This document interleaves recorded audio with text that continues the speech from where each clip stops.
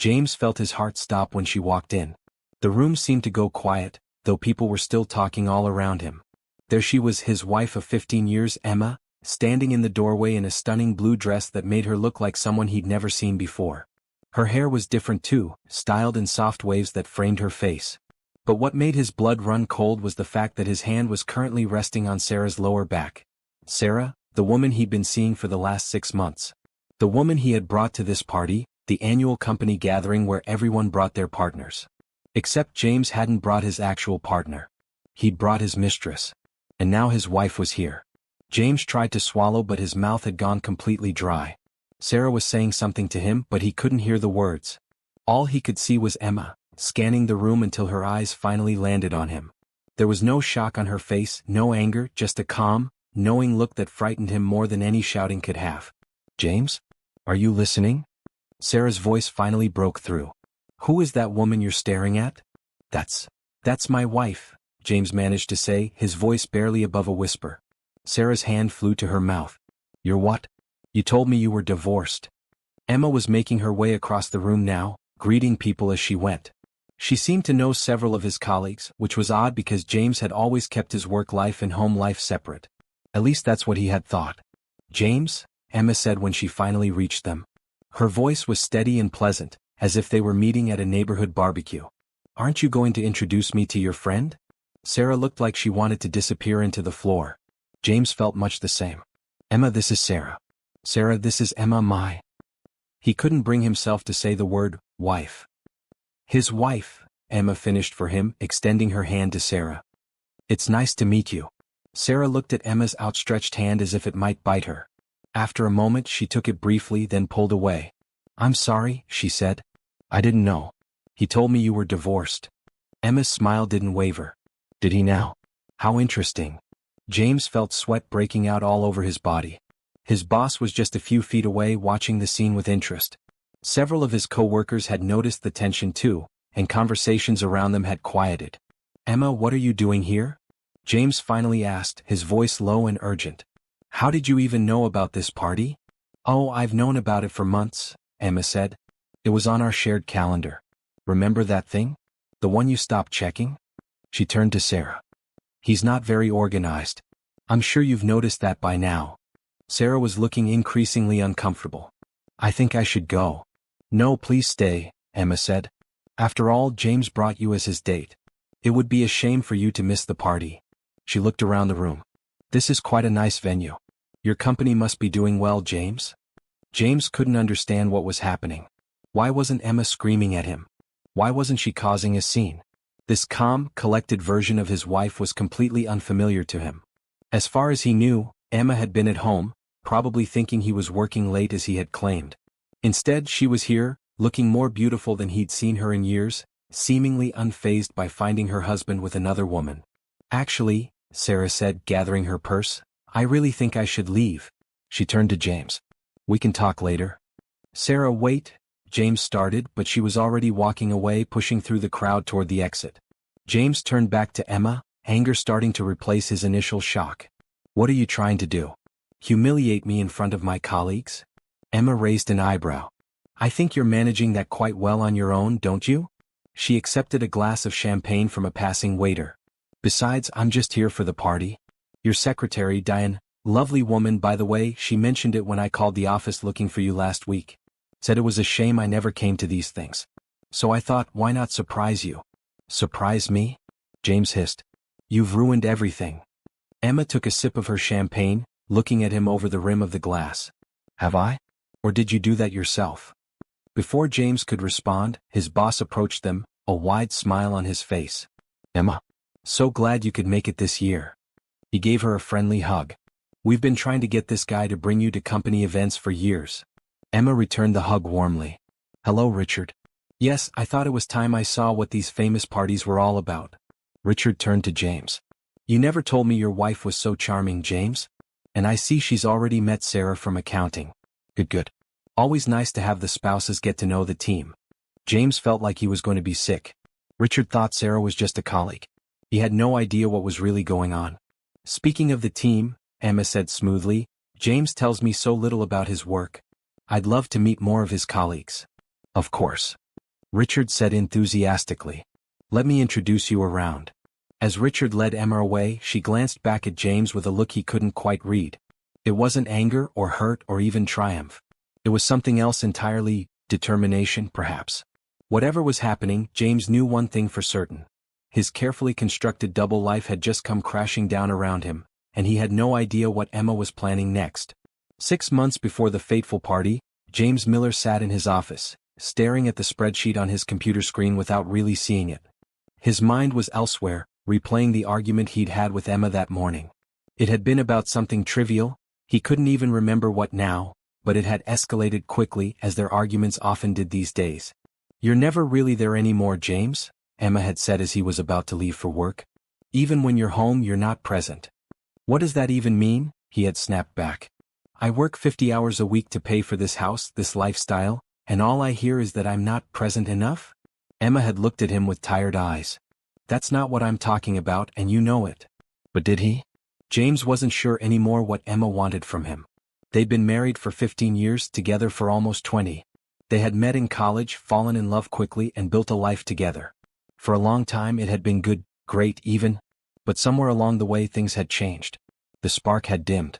Conversations had become functional rather than fun. And somewhere in the back of his mind, James had started to wonder, is this all there is? A knock on his office door pulled him from his thoughts. "Come in," he called, straightening in his chair and pretending to focus on his work. Sarah Evans from accounting stepped into his office, a folder in her hand. She was new to the company, having joined just a few months ago. James had noticed her, of course, everyone had. She was attractive in an obvious way, with long blonde hair and bright blue eyes. But it wasn't just her looks that had caught his attention. There was something about her energy, her enthusiasm for everything, that made people want to be around her. "I have those quarterly reports you asked for," she said, placing the folder on his desk. "And I included some additional analysis that I thought might be helpful." "Thanks, Sarah," James said, opening the folder and glancing at the contents. "You didn't have to do the extra work." "I don't mind," she said, smiling. "I actually enjoy it." "Is that weird?" James found himself smiling back. "Not weird. Just impressive." There was a moment of silence, filled with something James couldn't quite name. Sarah didn't immediately leave, and he didn't ask her to. "Some of us are going for drinks after work," she said finally. "At that new place on Main Street. You should join us." James hesitated. "You should go home. Try to make things right with Emma." But the thought of another awkward evening of forced conversation and underlying tension made him weary. "Sure," he heard himself say. "That sounds nice." Sarah's smile brightened. "Great. We're meeting there at 6. After she left, James told himself it was innocent. Just drinks with colleagues. Networking really. But deep down he knew there was something happening, a small spark of excitement he hadn't felt in a long time. He sent Emma a text, "Working late tonight. Don't wait up."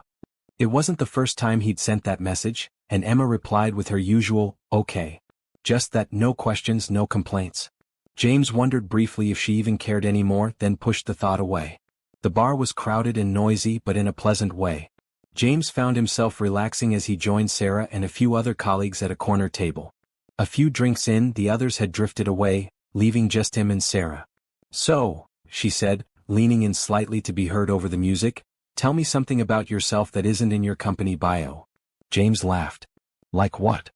"I don't know. Something surprising. Something no one at work would guess about you." James thought for a moment. "I used to play in a band in college. Bass guitar." Sarah's eyes widened. "Really? What kind of music?" "Classic rock mostly. We weren't very good, but we had fun." "I would never have guessed that," Sarah said, looking genuinely intrigued. "You seem so corporate. Is that a bad thing?" "No," she said quickly. "Just unexpected. I like unexpected." The conversation flowed easily after that. James found himself talking about things he hadn't thought about in years. His dreams of traveling more, books he'd loved, even his relationship with his father. Sarah was a good listener, asking questions that showed she was really paying attention. And she was funny, with a quick wit that made him laugh more than he had in months. By the time they left the bar, it was after midnight. James knew he should feel guilty, and part of him did, but there was also an exhilarating sense of freedom, of possibility. "I had a really good time tonight," Sarah said as they stood outside, waiting for their respective Ubers. "Me too," James replied. And he meant it. We should do it again sometime, she suggested, looking at him with those bright blue eyes. James hesitated, but only for a second. I'd like that. When he finally got home, the house was dark and quiet. Emma was asleep, or at least pretending to be. James stood in the doorway of their bedroom, watching the rise and fall of her breathing under the covers. He felt a pang of guilt, but also a sense of distance, as if he were looking at a life that belonged to someone else. Over the next few weeks, James and Sarah began spending more time together. Lunch breaks turned into after-work drinks, which turned into dinner. They talked for hours about everything and nothing. Sarah made him feel alive, interesting, valued. With her, he wasn't just a husband, a provider, a corporate drone. He was seen. The first time they kissed was in the parking garage after a late dinner. It had been raining and they ran to his car, laughing. He wasn't sure who moved first, but suddenly they were kissing, passionately, desperately, like teenagers. I shouldn't be doing this, James said when they finally broke apart. I'm married. Sarah stepped back slightly. Is it a happy marriage? James couldn't bring himself to lie. No. Not for a long time. Then why stay? It was a simple question, but James didn't have a simple answer. Habit? Fear of change? The vows he'd made?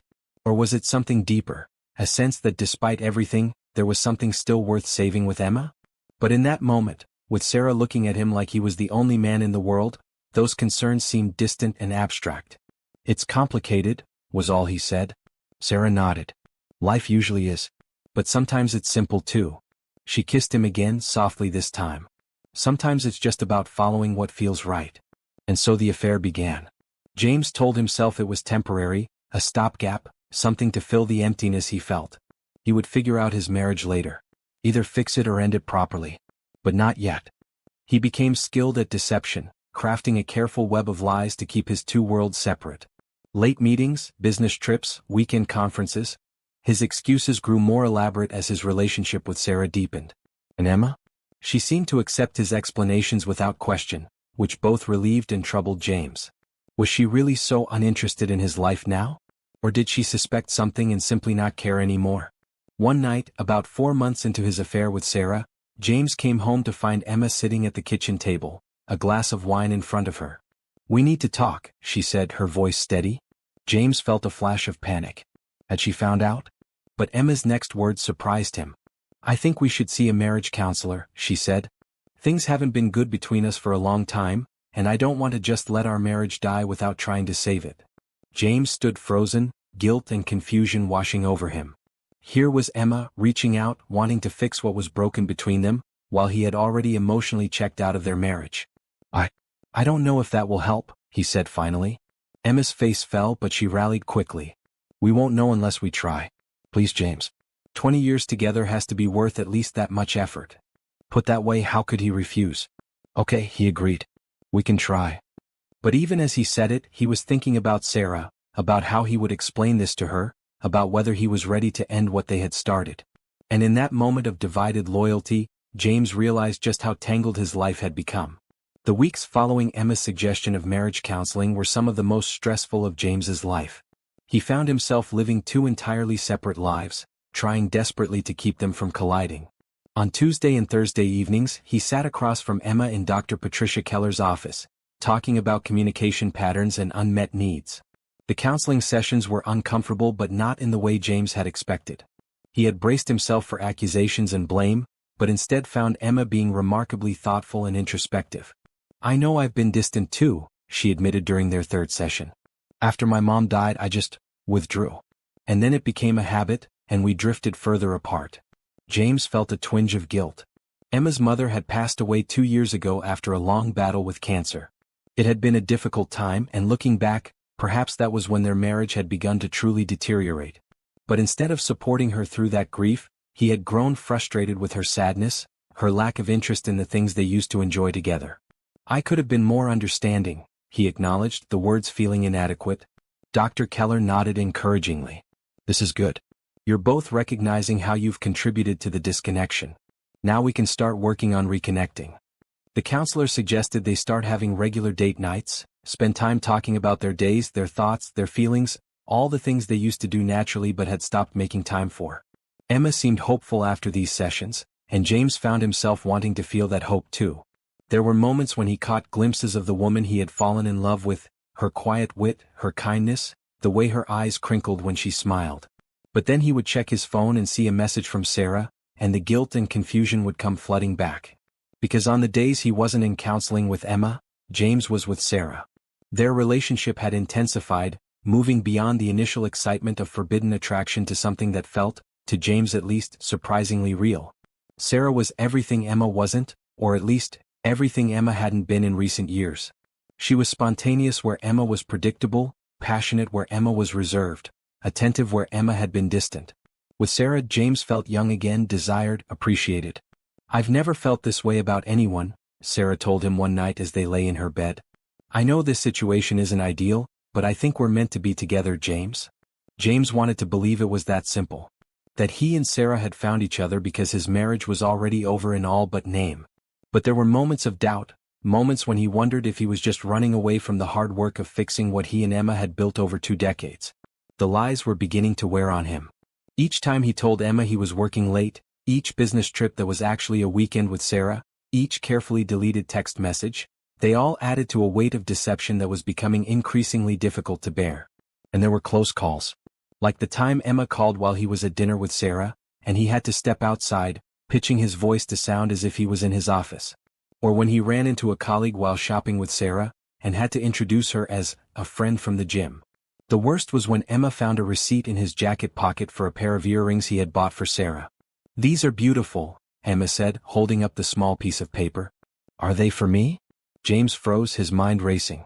"They were supposed to be a surprise," he lied. "For your birthday." Emma's face lit up. "But my birthday isn't for 3 months."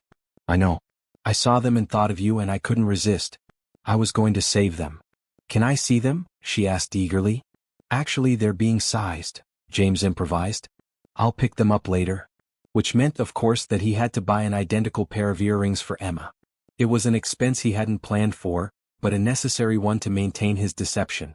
Meanwhile, Sarah was growing increasingly impatient with the arrangement. "How much longer are we going to keep sneaking around?" she asked one afternoon.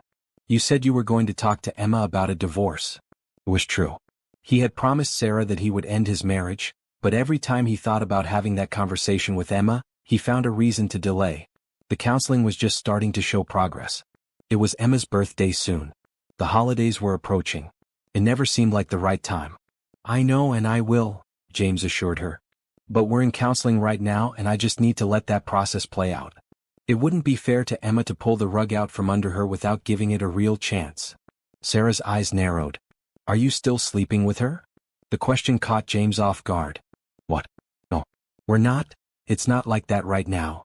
It was true he and Emma hadn't been intimate in months. The counseling had helped them communicate better, but that physical connection remained elusive. Sarah seemed somewhat appeased by this, but James could tell she was growing restless. She wanted more time together, more acknowledgement, more certainty about their future. And then came the annual company party. It was a big event, one that James usually attended alone, making excuses about why Emma couldn't join him. But this year, Sarah had recently been promoted to senior accountant, and she was expected to attend. "Come with me," she said one evening as they were leaving the office. "As my date." James hesitated. "People will talk." Sarah shrugged. "Let them. I'm tired of hiding, James. I want to be with you openly. Besides, it's not like any of your colleagues know Emma. You've never brought her to a company event." It was risky, but James found himself agreeing. He told himself it would be fine. The party was being held at a hotel downtown, far from his and Emma's neighborhood. And he was right that none of his colleagues had ever met Emma. He had always kept his work life and home life separate, partly due to the natural rhythm of their lives, but increasingly as a deliberate strategy to maintain his deception. "Okay," he said. "Let's do it." Sarah beamed at him, her whole face lighting up. "Really? You mean it?" "Yes. It's time we stopped hiding." The decision felt both terrifying and liberating. James knew it meant he was committing more deeply to his relationship with Sarah, and by extension taking a step toward ending his marriage to Emma. But after months of indecision and guilt, it was almost a relief to make a clear choice. The night of the party arrived. James told Emma he had a business dinner, a lie she accepted without question. He felt a pang of guilt at how easy it was to deceive her, at how accustomed she had become to his absences. He picked Sarah up at her apartment, his breath catching when she opened the door. She wore a fitted red dress that hugged her curves, her blonde hair swept up in an elegant style that exposed the delicate line of her neck. The earrings he had bought her glinted at her ears. "You look beautiful," he said, meaning it.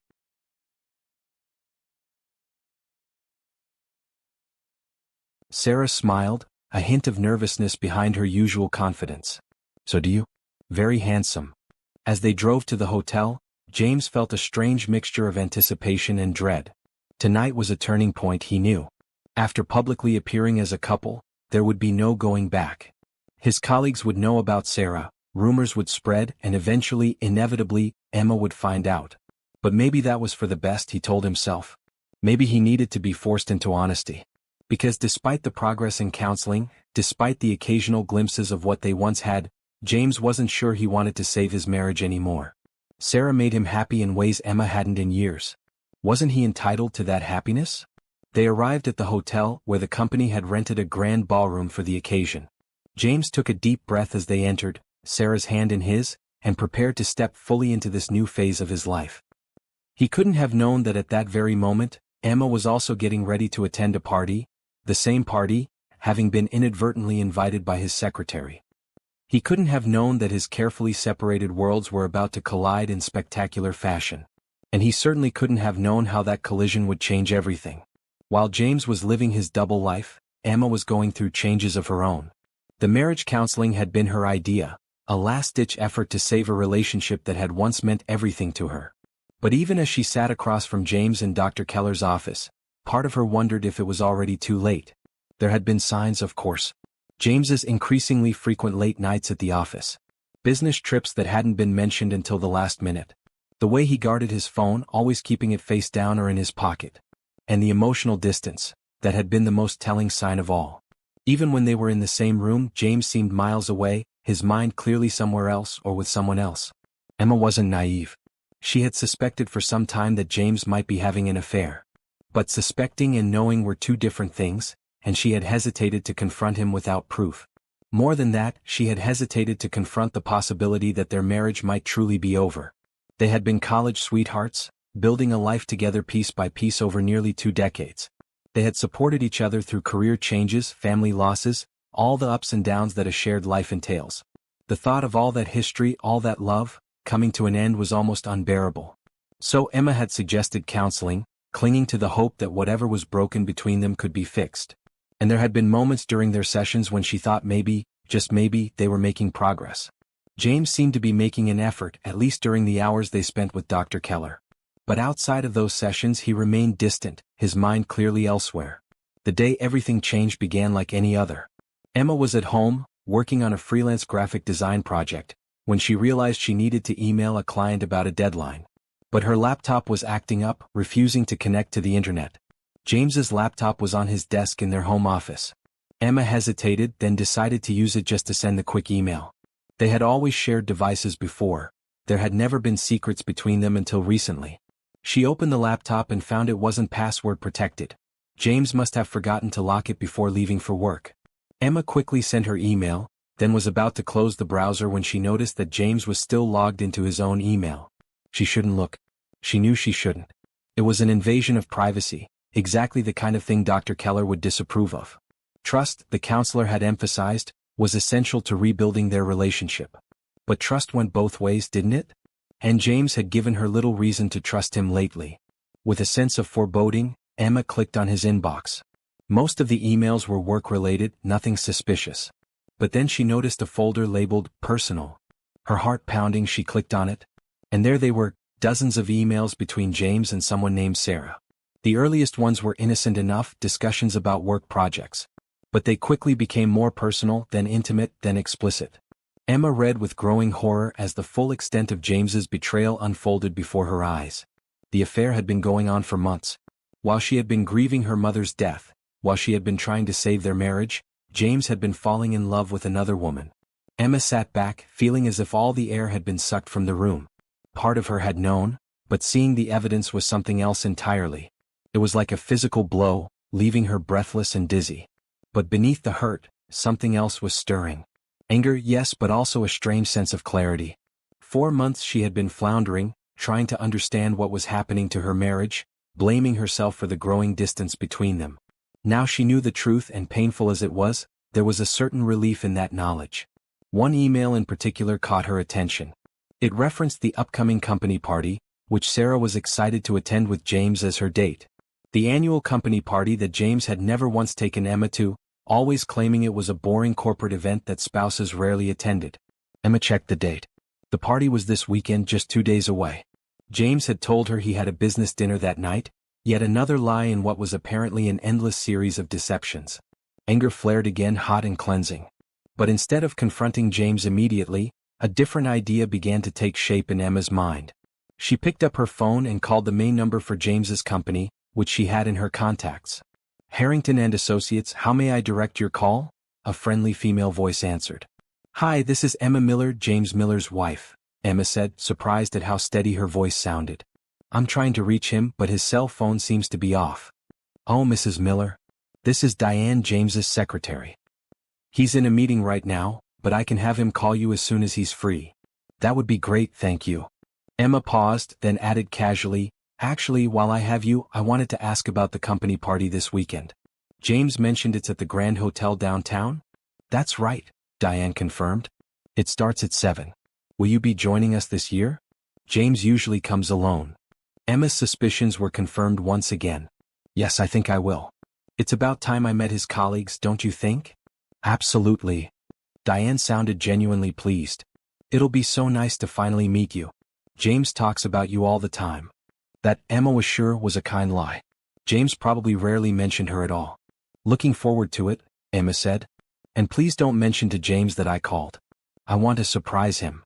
After hanging up, Emma sat for a long time thinking. She had a decision to make. She could confront James now, demand an explanation for his betrayal. She could pack her bags and leave, ending their marriage without further discussion. Or she could go to that party and see for herself exactly what she was dealing with. The choice, when she really thought about it, wasn't difficult. Emma had spent months feeling helpless, watching her marriage slip away without understanding why. Now she had a chance to take back some control, to face the situation head-on rather than continuing to exist in uncertainty. She would go to the party. She would meet this Sarah. And she would decide, based on what she saw and heard, what to do about her marriage. The next day Emma went shopping. If she was going to crash her husband's date with his mistress, she was going to look damn good doing it. She spent more than she could really afford on a dress the color of a summer sky, a shade of blue that she knew brought out her eyes and complemented her dark hair. She booked an appointment at a salon, something she hadn't done in years, and had her hair styled in soft waves rather than her usual practical ponytail. As she looked at herself in the mirror after the salon appointment, Emma barely recognized the woman staring back at her. Not because of the hair or the makeup, though those changes were striking. It was the look in her eyes, a determination, a fire that had been missing for too long. When had she stopped caring about how she looked? When had she stopped trying to surprise James, to catch his eye, to remind him of why he had fallen in love with her in the first place?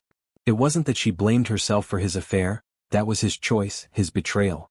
But somewhere along the way she had lost herself a little. And it was time to find her way back. The night of the party arrived. Emma got ready with methodical care, her mind surprisingly calm. She had spent the past 2 days planning what she would say, how she would act. She wouldn't cause a scene, that wasn't her style. But she would make her presence known, and she would watch James's reaction carefully. Because despite everything, despite the hurt and anger, one question kept nagging at her. Was their marriage truly over? Or was there still something left to save? James had left hours earlier, claiming he had the business dinner he'd mentioned. Emma had nodded, said, "Have a good time," and let him go without challenge. Let him think he'd gotten away with it for one more night. She took one final look in the mirror before leaving. The woman who looked back was poised, elegant, and ready to face whatever came next.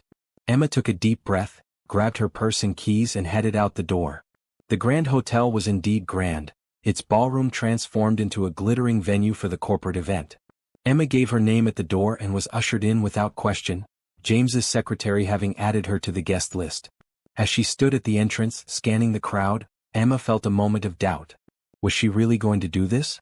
Confront her husband and his mistress in public? But then she reminded herself that she wasn't here to cause a scene. She was here to observe, to gather information, to make an informed decision about her future. And then she saw him. James was standing near the bar, a glass in his hand, laughing at something a blonde woman beside him had said.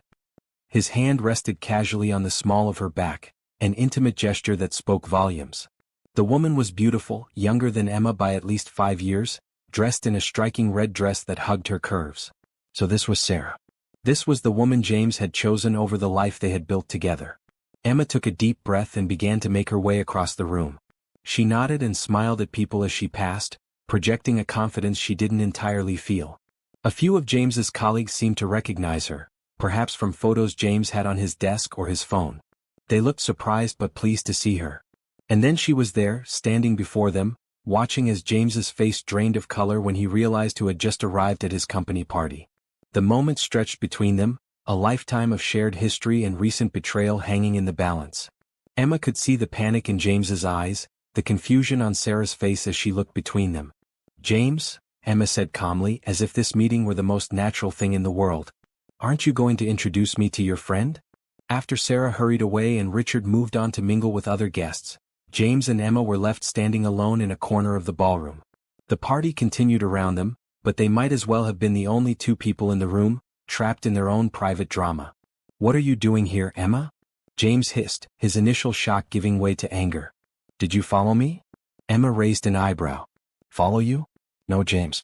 I was invited." "By who?" "Your secretary, Diane. Lovely woman." She seemed quite surprised that I'd never attended one of these events before. Apparently, most people bring their spouses. James ran a hand through his hair, a nervous gesture Emma recognized from their years together. "You had no right to come here and embarrass me like this." "Embarrass you?" Emma's voice remained calm, though she felt a flicker of anger. "I think you're doing quite well at that on your own. Bringing your girlfriend to a company event where anyone could have mentioned it to me? Not very discreet, James." James opened his mouth to respond, then closed it again. He glanced around nervously, clearly worried about who might be watching or listening. "We need to talk," he said finally. "But not here." Emma glanced around the crowded room. "Where do you suggest? Your apartment with Sarah? Or home? A neutral location perhaps." James winced at her sarcastic tone. "There's a small lounge area down the hall. We can talk there." Emma nodded and followed him out of the ballroom. They walked in tense silence until they reached a quiet sitting area with plush sofas and low lighting. It was empty, everyone else busy enjoying the party. "So," Emma said once they were seated, smoothing her blue dress over her knees, "how long has this been going on?" James looked down at his hands. 6 months. 6 months, Emma repeated. "While we've been in counseling for the past 2 months. While you've been telling me you want to work on our marriage." "I did want to work on it," James said defensively. I don't know what happened, Emma. Things with us haven't been right for a long time." "And whose fault is that?" Emma asked, her composure finally cracking a little. "You checked out of our marriage long before you met her. After Mom died, when I needed you most, you were irritated by my grief. You stopped talking to me, stopped touching me, stopped seeing me." James had the decency to look ashamed. "I know. I handled that badly. I didn't know how to deal with your depression." "It wasn't depression, James. It was grief. There's a difference." Emma took a deep breath, trying to steady herself. "But that's not even the point. The point is that instead of trying to fix what was broken, you found someone else." "I didn't plan it," James said, his voice low. "It just happened. Sarah she makes me feel alive again, Emma." "When was the last time we felt that way with each other?" The question hung in the air between them, painful in its honesty.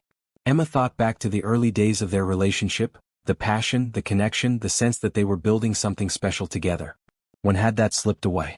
And was it truly gone, or just buried under years of routine and unspoken resentments? "Do you love her?" Emma asked, surprising herself with the directness of the question. James looked startled. I think I could. Given time. But you don't yet. It's complicated." Emma nodded slowly. "And do you still love me? At all?"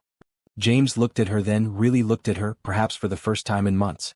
She saw his eyes take in her styled hair, her makeup, her blue dress, all the effort she had made to remind him of the woman he had fallen in love with. "I'll always love you, Emma," he said softly. 20 years together. That doesn't just disappear. But I don't know if it's enough anymore." Emma felt tears threatening but refused to let them fall. "So what happens now? You keep seeing her behind my back? Or are you finally going to ask for a divorce?" James looked pained. "I don't know. I've been confused, torn, Part of me thinks we should try to make our marriage work. We have so much history together.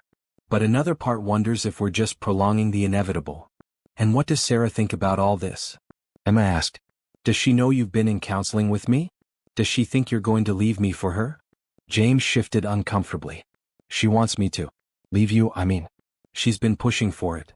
But you haven't made up your mind yet, Emma said, understanding dawning. That's why you haven't said anything. You're keeping your options open. It's not like that, James protested, but his eyes told a different story. Emma stood up suddenly, smoothing down her dress. I think I need some air. And you should probably get back to the party. Your date is probably wondering where you are. Emma, wait, James said, reaching for her hand. What are you going to do? She looked down at him, this man who had been her partner for half her life, and felt a strange mixture of anger, love, and pity. I don't know yet, James. But I'm not going to make it easy for you to have it both ways. That much I do know. With that, she turned and walked away, leaving James sitting alone in the quiet lounge. Sarah Evans sat at the hotel bar, a half-empty martini in front of her, trying to process what had just happened. When she had agreed to attend the company party with James, she had imagined a very different evening, one where they would finally be a normal couple, out in public together, no longer hiding their relationship. Instead, she had come face to face with his wife, a woman who until tonight had been just an abstract concept, a nameless, faceless obstacle standing between Sarah and the future she wanted with James. But Emma Miller was very real, and much harder to dismiss now that Sarah had met her. She wasn't the cold, neglectful wife James had described. She was poised, elegant, and had handled the awkward situation with a dignity that Sarah, despite herself, found impressive. Can I get you another? The bartender asked, gesturing to her nearly empty glass. Please, Sarah said, pushing it toward him. She needed the liquid courage. As the bartender prepared her drink, Sarah replayed her conversation with James in her head. After Emma had arrived, Sarah had fled the scene, humiliated and confused. James had found her about 15 minutes later, his face pale, his manner distracted. I'm sorry, he had said, sliding onto the bar stool next to her. I had no idea she was coming. You told me you were separated, Sarah accused, keeping her voice low to avoid being overheard. You said you were only still living together until you sorted out the financial details. James had the grace to look ashamed. It's more complicated than that. Is it? Or did you just lie to me? We are separated in a way, James said, avoiding her eyes. Just not legally. Not officially. But you've been sleeping at home with her all this time, Sarah said, the realization dawning on her. All those nights you said you were at home packing or dealing with paperwork or just needing space, you were with her. James didn't deny it. We're in counseling, he admitted finally. Marriage counseling. We've been trying to work things out. The betrayal hit Sarah like a physical blow. All these months, she had believed she was in a relationship with a man who was emotionally available, who was just going through the formalities of ending his marriage. Instead, she had been having an affair with someone who was actively trying to save that marriage. So what am I to you, James? She had asked, her voice cracking despite her efforts to stay composed. Just a distraction? A backup plan in case the counseling doesn't work out? No, James had insisted, reaching for her hand across the bar. What we have is real, Sarah. I care about you. Deeply. But not enough to be honest with me. James had the decency to look ashamed. I've been confused, torn. I didn't want to hurt either of you. Well, congratulations, Sarah had said bitterly. You've managed to hurt us both. The bartender returned with her fresh martini, pulling Sarah back to the present. She took a large sip, the alcohol burning pleasantly down her throat. Rough night? A voice asked from beside her. Sarah turned to see a man in a well-cut suit taking the seat next to her. He looked vaguely familiar, another guest from the party, she assumed. You could say that, she replied, not particularly in the mood for small talk. I'm Michael, he said, offering his hand. Michael Chin. I work in the IT department. Sarah shook his hand briefly. Sarah Evans. Accounting. I know, Michael said with a small smile. Everyone knows who you are since your promotion. Youngest senior accountant in company history, right? Despite herself, Sarah felt a flutter of pride. She had worked hard for that promotion, putting in long hours and taking on extra projects to prove herself.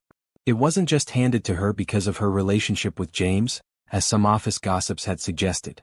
That's right, she said. Though tonight I'm beginning to think my professional achievements are the least interesting thing about me, at least as far as office gossip is concerned. Michael had the grace to look slightly embarrassed. You noticed the whispers. Hard not to. For what it's worth, Michael said, most people are on your side. No one likes a cheater, on either end of the equation. Sarah frowned. What do you mean? Michael looked surprised. You don't know? James has quite the reputation in the office. You're not the first? Well, let's just say you're not the first person he's shown special attention to. Sarah felt her stomach drop. What? Michael nodded, looking like he regretted starting this conversation. There was Melissa from HR before she transferred to the Boston office. And Rebecca from legal last year. Nothing as serious as what seems to be happening with you, but patterns, you know? Sarah didn't know what to say. James had always seemed so sincere, so genuinely conflicted about his feelings for her versus his history with Emma. The idea that she might just be the latest in a series of workplace dalliances was devastating. I shouldn't have said anything, Michael said, noticing her expression. I'm sorry. It's not my place. No, Sarah said slowly. I appreciate the honesty. It seems to be in short supply tonight. They sat in silence for a moment, Sarah processing this new information, Michael clearly regretting his candor. Can I ask you something? Sarah said finally. As someone who's observed from the outside? Michael nodded. Sure. Do you think I'm an idiot? For believing him? Michael considered the question seriously. No, he said after a moment. I think you're someone who saw what she wanted to see. We've all done it. And James? He's charming when he wants to be. Good at making people feel special. Sarah nodded, a lump forming in her throat. That was exactly what James had done, made her feel special, seen, valued. All the things she had been craving. Thanks for the reality check, she said, raising her glass in a small toast. Michael clinked his own glass against hers. Anytime. And for what it's worth, you deserve better. As Michael moved away to rejoin the party, Sarah remained at the bar, thinking. She had been so focused on Emma as the obstacle to her happiness with James that she hadn't stepped back to question whether James himself might be the real problem. She thought about the last 6 months, the secrecy, the limitations on when and where they could meet, the constant promises about a future that never quite materialized. She had attributed all of these to the complications of James's marriage ending, but what if it was simpler than that? What if James never intended to leave his wife? What if Sarah was just a diversion, a way to feel desired and important again without taking the hard steps of either fixing his marriage or ending it properly? The thought was painful but clarifying. Sarah finished her martini and stood up, suddenly sure of what she needed to do. She wasn't going to wait around for James to make up his mind. She wasn't going to be the other woman, the secret, the consolation prize if his marriage couldn't be salvaged. She was worth more than that. Sarah caught sight of James and Emma re-entering the ballroom from a side door. They were walking separately but close, not touching but clearly together. Something about the way they moved in relation to each other spoke of years of shared history, a connection that went beyond the current crisis. Sarah watched them for a moment, noting how they both acknowledged colleagues, how they seemed to unconsciously mirror each other's body language. There was still something there between them, something familiar and deep that she and James, for all their passion, had never had the time to develop. With a sense of resolve, Sarah gathered her purse and coat. She would leave now before there could be any more awkward encounters. Tomorrow, in the clear light of day, she would have a frank conversation with James. Not about when he was going to leave his wife, but about why this relationship, whatever it was, needed to end. As she headed for the exit, she caught one last glimpse of James and Emma. They were standing near the dessert table, not speaking, a careful distance between them.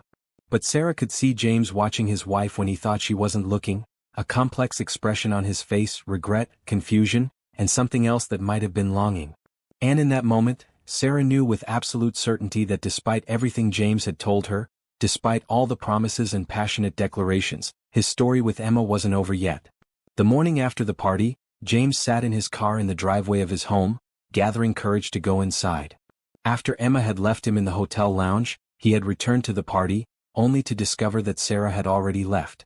He had spent the rest of the evening in an awkward limbo, making small talk with colleagues who had clearly noticed the dramatic turn of events but were too polite to mention it directly. He had stayed at a nearby hotel overnight, unable to face either of the women in his life. But now it was morning and decisions needed to be made. He couldn't keep avoiding the mess he had created. With a deep sigh, James finally got out of the car and walked to the front door. He hesitated, then used his key rather than ringing the bell. It was still his home after all, though he wasn't sure how much longer that would be true. The house was quiet when he entered. For a moment he wondered if Emma was even home. But then he heard movement in the kitchen and followed the sound. Emma was sitting at the breakfast table, a cup of coffee in front of her, still wearing her pajamas and robe. Her hair was pulled back in a simple ponytail, all traces of last night's elegant styling gone. She looked up when he entered but didn't speak.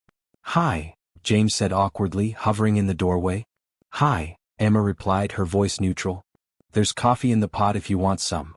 James nodded gratefully and poured himself a cup. He sat down across from Emma, cradling the warm mug between his hands. "I stayed at the Marriott last night," he said, feeling the need to explain his absence. "I thought you might need some space." "I did," Emma acknowledged. "Thank you for that." They sat in silence for a moment, the weight of all that remained unsaid hanging heavily between them. "I'm sorry," James said finally. "For all of it. For lying to you, for the affair, for not being the husband you deserved." Emma looked at him steadily. "Why did you do it, James? Really? Was it just that she was young and pretty and made you feel good?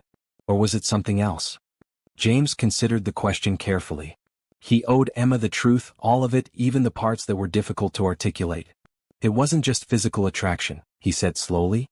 "Though that was part of it, I won't deny that. But it was more about how she made me feel. Valued. Interesting. Like the person I used to be or wanted to be rather than the person I'd become." "And I don't make you feel that way anymore," Emma said, a statement rather than a question. James hesitated, then nodded. "For a long time we've been like roommates, Emma. We've gone through the motions of being married, but we stopped really seeing each other, stopped making each other a priority. At least, that's how it felt to me." "I felt it too," Emma admitted quietly. "After Mom died, I was so lost in my own grief that I couldn't see how distant we'd become until it was too late. And then, when I finally started to come out of that fog, you were already gone emotionally. I suggested counseling because I thought maybe we could find our way back to each other." "I should have been honest then," James said. "About Sarah. But I was confused, torn between the history we share and the new feelings I was experiencing. I told myself I was trying to figure out what I really wanted, but the truth is I was just being a coward." Emma nodded, accepting this. "And now, do you know what you want?" The question hung in the air between them, heavy with implications for their future. James thought about Sarah, about the excitement and novelty of their relationship. But he also thought about the look on her face when she realized he had lied to her about the state of his marriage, the hurt and betrayal in her eyes. And he thought about Emma, sitting across from him now, the woman who had shared his life for 20 years, who knew him better than anyone else ever could. He thought about the glimpses of their old connection he had seen during their counseling sessions, the possibility that what they had lost might not be gone forever, just buried under years of neglect. "I don't know," he admitted finally.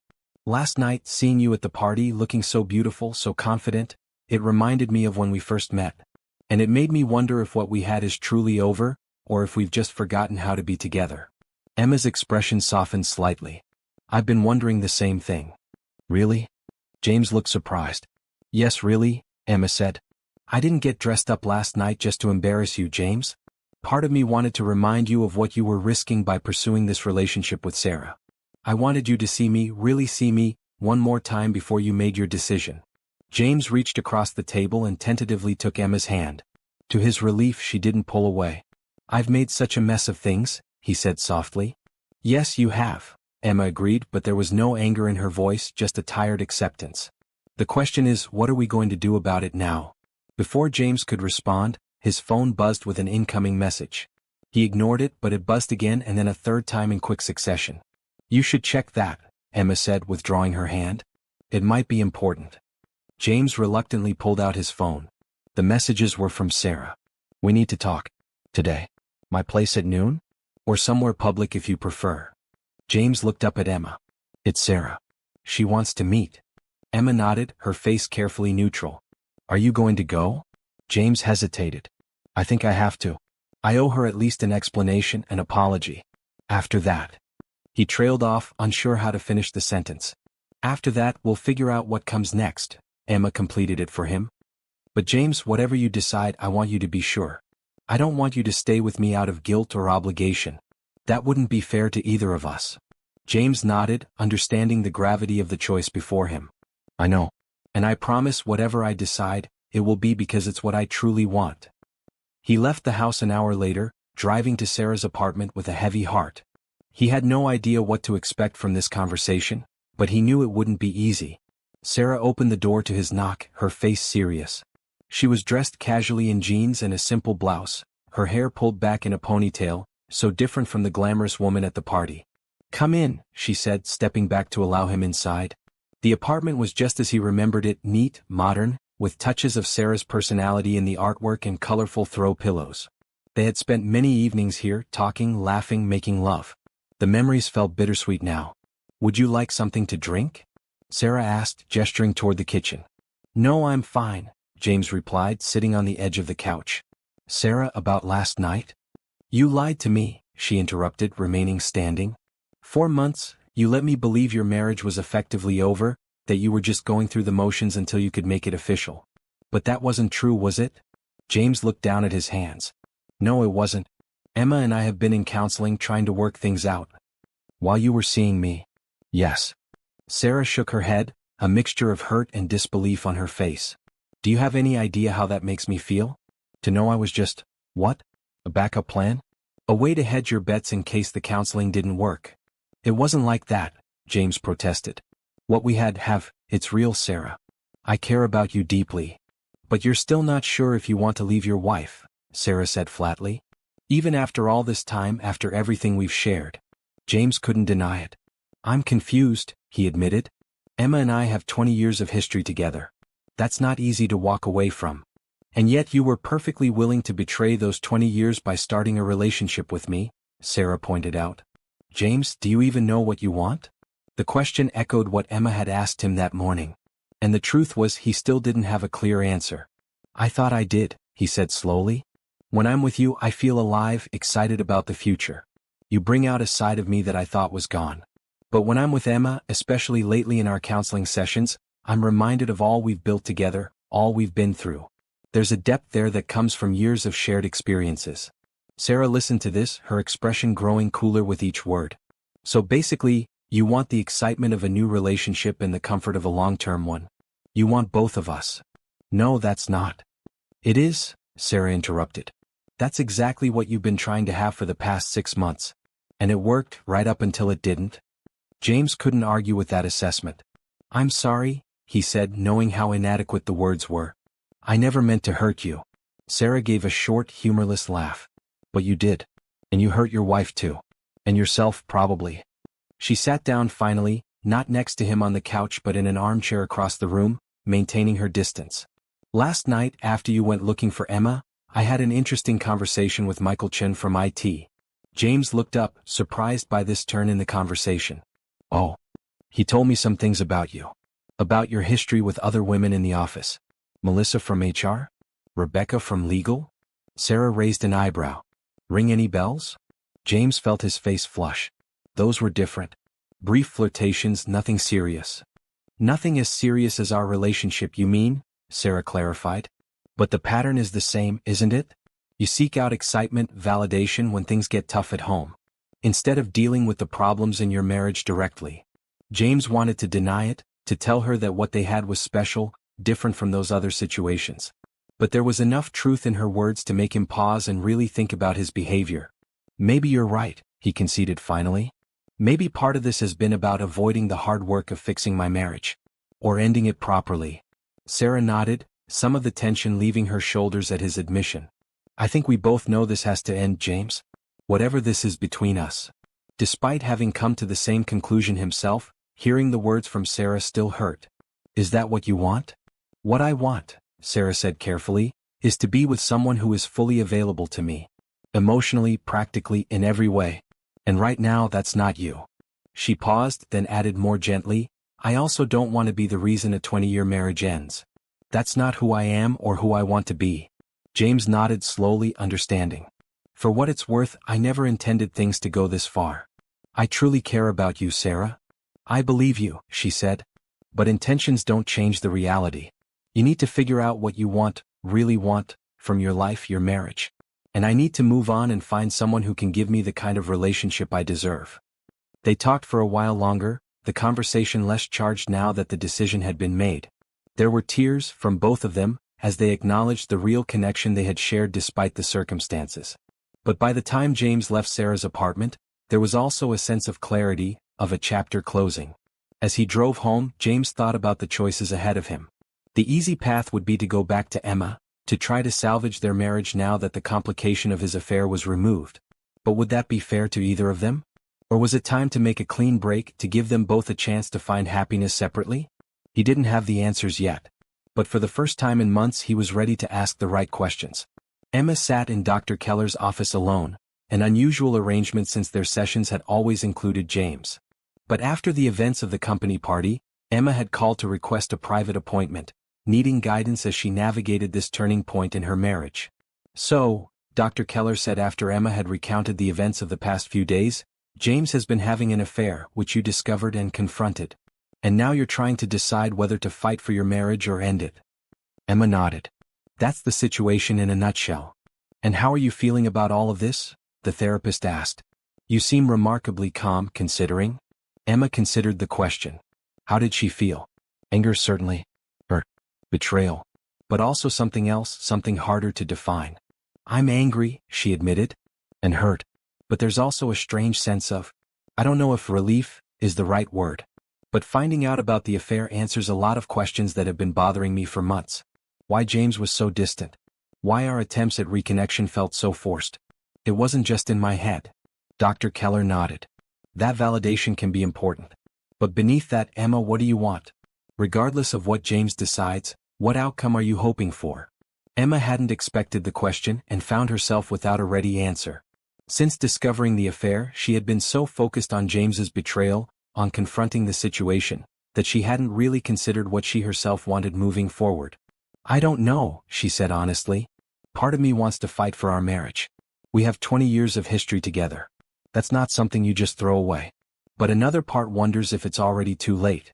If too much damage has been done." "Those are valid concerns," Dr. Keller acknowledged. "But if I may, I'd like to approach this from a slightly different angle. Setting aside the affair for a moment, how have you felt in your marriage these past few years? Were you happy before you found out about Sarah?" Emma thought about it, trying to be honest with herself. "No," she said finally. "I wasn't happy. After Mom died, I went through a dark period. James didn't know how to handle it, and I didn't know how to ask for what I needed. We started drifting apart. By the time I suggested counseling, there was already a significant distance between us." "And the counseling? Did you feel it was helping?" "I thought it was," Emma said. "There were moments when I felt like we were connecting again, understanding each other better.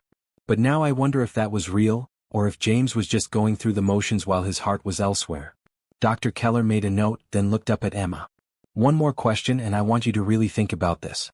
If you could design your ideal life moving forward, what would it look like? Not what you think is possible or practical, but what you truly want." Emma closed her eyes, allowing herself to imagine. "I would want purpose," she said slowly. "Connection. For a long time, my whole identity was tied up in being James's wife. Even my graphic design work was secondary. But since Mom died, I've been thinking a lot about what I want from my own life." She opened her eyes. "I've been considering going back to school actually. Getting my master's in design. Maybe teaching eventually. I mentioned it to James once, but he didn't seem very interested in the idea." Dr. Keller nodded encouragingly. "And what about your personal life? Would James be part of this ideal future?" Emma hesitated. "The James the first married would be. The man who supported my dreams, who shared his life with me fully. But the James who could lie to me for months, who could share intimacy with another woman while pretending to work on our marriage. I don't know if I could ever trust that person again." "Trust is fundamental to any relationship," Dr. Keller agreed. "Without it, there can be no true intimacy." "But people make mistakes," Emma argued, almost with herself. "If he truly regrets the affair, if he chooses to commit to our marriage fully, shouldn't I be open to forgiveness?" "Forgiveness is a process, not a single act," Dr. Keller said gently. "And it doesn't necessarily mean reconciliation. You can forgive James for his actions while still deciding that the marriage is over." Emma nodded slowly, letting that sink in. "I think I need time," she said finally, "to figure out what I really want, separate from James's decision or what anyone else thinks I should do." "That sounds very wise," Dr. Keller said. "It's easy to get caught up in reacting to someone else's choices. But this is your life too, Emma. You get to decide what you want it to look like." As Emma left the therapy session, she felt a strange sense of lightness. The situation with James was still painful and complicated, but for the first time in a long while she was thinking about her own desires, her own future, rather than just responding to his actions. She decided to take a walk in the park near the therapist's office, needing time to process before heading home. It was a beautiful spring day, the trees in full bloom, children playing on the grass while parents watched from nearby benches. Emma found an empty bench and sat down, watching a young couple walking hand in hand along the path. They looked so happy, so in sync with each other. Had she and James ever been that way? She thought they had, once upon a time, before life and its complications got in the way. Mind if I join you? Emma looked up, startled to see a woman about her own age standing there, a takeaway coffee cup in her hand. Of course, Emma said, moving her purse to make room. The woman sat down, sighing contentedly as she stretched out her legs. Beautiful day, isn't it? I've been cooped up in meetings all morning. This is the first fresh air I've had.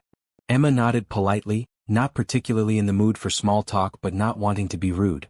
I'm Lisa, by the way, the woman said, offering her hand. Emma, she replied, shaking it briefly. So what brings you to the park on a workday, Emma? Lisa asked, taking a sip of her coffee. Playing hooky like me? Emma hesitated, then decided a simplified version of the truth wouldn't hurt. I just came from a therapy session, actually. Needed some time to think before heading home. She expected Lisa to get uncomfortable, as people often did when therapy was mentioned, but instead, the woman nodded knowingly. Been there, she said. 3 years of therapy after my divorce. Best thing I ever did for myself, though it didn't feel like it at the time. Emma looked at her with new interest. Divorce? Yeah. After 18 years of marriage. Not my choice initially, he left me for his dental hygienist. Lisa rolled her eyes. So cliché, right? I was devastated at first. Thought my life was over. Emma felt a spark of connection with this stranger. And now? Lisa smiled, genuinely happy. Now I realize it was the best thing that could have happened to me. Forced me to figure out who I was outside of being someone's wife. Scary but liberating. That's actually really helpful to hear right now, Emma admitted. Lisa studied her for a moment, then nodded in understanding. Marital troubles? You could say that. Just found out my husband's been having an affair. I'm sorry, Lisa said, and she sounded like she meant it. That's a terrible thing to go through. Emma nodded, surprised to find herself opening up to a complete stranger. I'm still trying to figure out what to do next. Whether to try to save the marriage or start fresh, Lisa finished for her. It's a tough decision. No one can make it for you. What made you decide not to try to work things out with your ex? Emma asked, genuinely curious. Lisa considered the question. I did try at first. We did the counseling thing, the date nights, all of it. But in the end, I realized I was trying to resurrect something that wasn't making either of us happy anymore. And honestly, the trust was gone. Every time he was late coming home, every time he checked his phone. I couldn't stop the suspicion. That's no way to live. Emma nodded, understanding exactly what Lisa meant. Could she ever trust James again? Would she spend the rest of their marriage wondering if he was being truthful, if history was repeating itself? But that's just my story, Lisa continued. I know couples who've survived affairs and come out stronger. It depends on so many factors: why the affair happened, how committed both people are to rebuilding, whether the underlying issues can be resolved. How did you know when it was time to walk away? Emma asked. Lisa smiled gently. I asked myself if I would be happier in 5 years if I stayed or if I left. Not easier. Happiness isn't always easy. But which path led toward the life I actually wanted, not just the one I was used to? They talked a while longer, this stranger who had unexpectedly become a source of wisdom and comfort. When they finally parted ways, they exchanged phone numbers, Lisa offering to talk anytime Emma needed a friendly ear. As Emma drove home, she thought about Lisa's parting advice. Whatever you decide, make sure it's what you want, not what you think you should want. Life's too short for shoulds. 3 days after the party, James and Emma sat across from each other at their kitchen table. They had barely spoken since their initial conversation, both needing time to process and decide what they truly wanted. James had ended things completely with Sarah, a painful but necessary conversation that had left him feeling both bereft and relieved. The excitement of their relationship had been real, but so had the strain of living a double life, of constantly managing lies and deceptions. Emma had spent the time in deep reflection, talking with Dr. Keller, with her new friend Lisa, and with her sister who had flown in for moral support. She had considered her options, her desires, and what kind of future she could envision for herself with or without James. Now it was time to talk. "I've been doing a lot of thinking," James began. "About us, about what happened with Sarah, about where we go from here." Emma nodded. "So have I.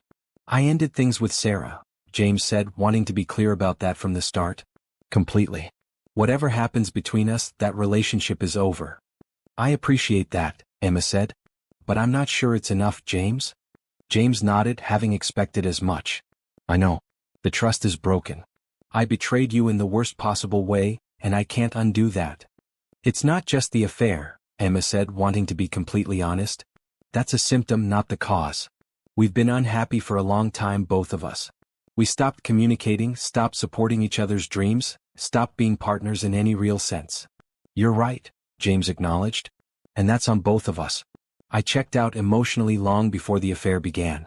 But so did you, Emma. After your mom died, you shut me out completely." "I did," Emma admitted. "I was lost in grief and I didn't know how to let you in. But instead of helping me through that, you got irritated, then distant, then found someone else who didn't require that kind of emotional effort." The words stung, but James knew they were true. "So where does that leave us?" Emma took a deep breath. "I think we have two options. We can try to rebuild, which would mean not just getting past the affair but addressing all the underlying issues in our marriage. It would be hard, painful work with no guarantee of success. Or," James prompted when she paused, "or we can accept that maybe our time together has run its course. That we've grown in different directions and want different things now." Emma's voice was steady, but her eyes were sad. "We can end things with kindness and respect, honoring what we've meant to each other without forcing a future that might not be right for either of us." James felt a lump in his throat. Despite everything, despite the affair and the distance between them, the thought of truly ending their marriage was painful. 20 years of shared history, of building a life together, it wasn't easy to walk away from that. "What do you want, Emma?" he asked softly. "Really want, not what you think you should want or what would be easiest." Emma smiled slightly, reminded of Lisa's similar words. "I want to be happy," she said simply. "I want purpose and connection and growth. For a long time I thought that had to be with you as your wife. But now I'm not so sure." She paused, gathering her thoughts. "I've been thinking about going back to school, getting my master's in design. I mentioned it once, but you didn't seem supportive." James looked surprised. "I don't remember that conversation." "That's part of the problem," Emma said gently. "We stopped really listening to each other a long time ago." James nodded, acknowledging the truth of this. "For what it's worth, I think that's a great idea. You're incredibly talented, Emma. You always have been." "Thank you," she said, genuinely touched by his support even now. "What about you? What do you want, James?" James had been asking himself that same question for days, trying to be ruthlessly honest with himself in a way he hadn't been for years. "I want," he started, then paused, trying to find the right words. "I want to feel excited about life again. To wake up with a sense of purpose and possibility. For a while I thought Sarah gave me that, but now I realize I was looking for it in the wrong place. It has to come from within, not from someone else." Emma nodded encouragingly. "And do you think we can find those things together? Or do we need to find them separately?" It was the central question, the one everything else hinged on. James thought about their life together, the good years and the bad. He thought about how it had felt when Emma walked into that party in her blue dress, how his heart had skipped a beat at the sight of her. There was still something there, a connection that ran deep despite everything. But he also thought about the patterns they had fallen into, the ways they had hurt each other, the distance that had grown between them year by year. Could that really be fixed? Or would they eventually slide back into old habits, old hurts? "I don't know," he admitted finally. I think I'd like to try. To really try this time, not just go through the motions. But only if that's what you want to, Emma. I won't blame you if you decide you need to move on." Emma felt tears welling up, the first she had allowed herself in days. "I'd like to try too," she said softly. "But this time we need to do it differently. Complete honesty even when it's hard. Real support for each other's goals and dreams. And proper boundaries. If either of us realizes it's not working, we say so instead of seeking fulfillment elsewhere." James nodded, feeling a mixture of relief and trepidation. "I can promise that. And I can promise to do the work, Emma. Real work on myself, on understanding why I made the choices I did, on being a better partner to you." "I'll need to do the same," Emma acknowledged. "We both contributed to the state of our marriage, even if the affair was your choice alone." They reached across the table, hands meeting in the middle. It wasn't a magical resolution. They both knew the hard work was just beginning, and success was far from guaranteed. But it was a start, a commitment to at least try to find their way back to each other, or to determine once and for all if it was time to move on. One day at a time? James suggested. Emma nodded. One day at a time. 1 year later. Emma stood at the edge of the dance floor, watching as couples swayed to the slow music. The company party was in full swing, the same annual event that had been the scene of such drama a year ago. But this time she was here as James's invited guest, her blue dress replaced by a simple black one that she had selected with care. "Penny for your thoughts," James said, appearing at her side with 2 glasses of champagne. He handed one to her, their fingers brushing in the exchange. "Just thinking about how much has changed in a year," Emma replied, accepting the glass with a smile. "Last time we were here." "Let's not revisit that particular memory," James suggested with a wince. "Not one of my finest moments." Emma laughed softly. "Actually, I was thinking that in an odd way, it was the beginning of something important. Painful, yes. But necessary." James nodded, understanding what she meant. The discovery of his affair had been a crisis point, forcing them both to confront the truth about their marriage and themselves. What had followed had been the hardest year of their lives in many ways, but also one of the most transformative. They had continued counseling with Dr. Keller, individually and as a couple. They had established new patterns of communication, learning to really listen to each other, to share their needs and desires openly. They had confronted difficult truths about the ways they had disappointed each other, the resentments that had built up over years. There had been setbacks, moments of doubt, arguments that reopened old wounds, days when both of them questioned whether they were making the right choice by staying together. But there had also been breakthroughs, moments of genuine connection that reminded them of why they had fallen in love in the first place. Emma had enrolled in her master's program, with James's full support and encouragement. James had taken a hard look at his career and decided to make changes there too, stepping back from the relentless pursuit of advancement to find more balance in his life. And slowly, carefully, they had rebuilt their physical relationship, rediscovering each other with the mingled familiarity and newness of longtime lovers finding their way back to intimacy. "Dance with me?" James asked now, setting down his champagne glass and offering his hand. Emma smiled and took it, allowing him to lead her onto the dance floor. As they moved together to the music, bodies finding their natural rhythm, Emma caught sight of Sarah across the room. She was chatting with a group of colleagues, looking confident and at ease. Their eyes met briefly, and Sarah gave a small nod of acknowledgement, which Emma returned. "Everything okay?" James asked, noticing the exchange. "Yes," Emma said and meant it.